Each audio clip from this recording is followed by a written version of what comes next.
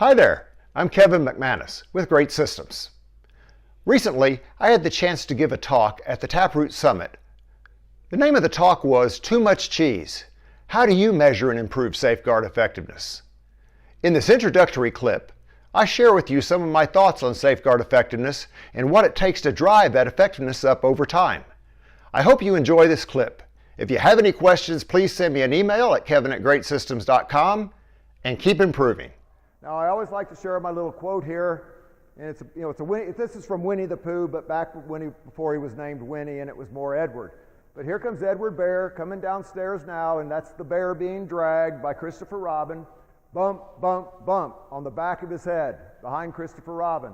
It is, as far as he knows, the only way of coming downstairs. But sometimes he feels like there really is another way if he could only stop bumping for a moment to think of it. Think of your tailboard meetings, your shift change meetings, your training, your communication practices, how you do your shift turnover meetings, all those different places where NI is.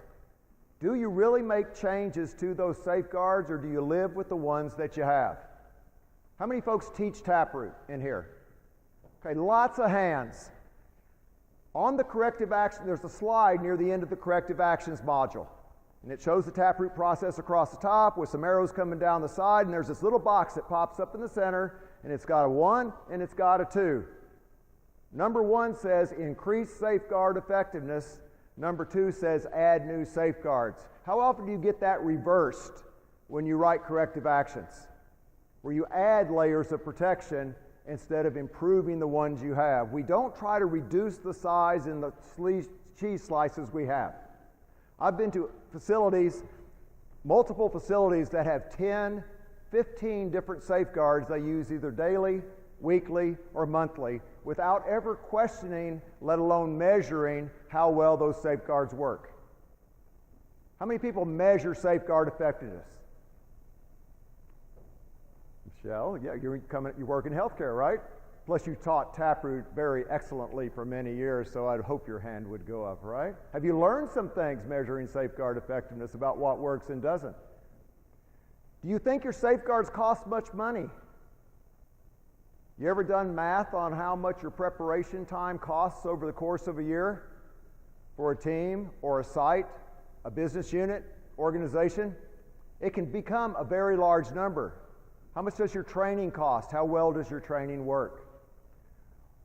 I think we're pretty good at not focusing on human error as a failure, as the root cause. This was from my most popular LinkedIn post in the last couple of years. Most people focus on human error as a root cause, so they end up with a weak fix. Instead, we look for the systemic root causes of the problem. However, when we get to our safeguards, we don't look at how well they work, and in turn, we don't really change them when we have the opportunity for it. How many look for root cause spread for a causal factor? You probably wonder, what do I mean by root cause spread?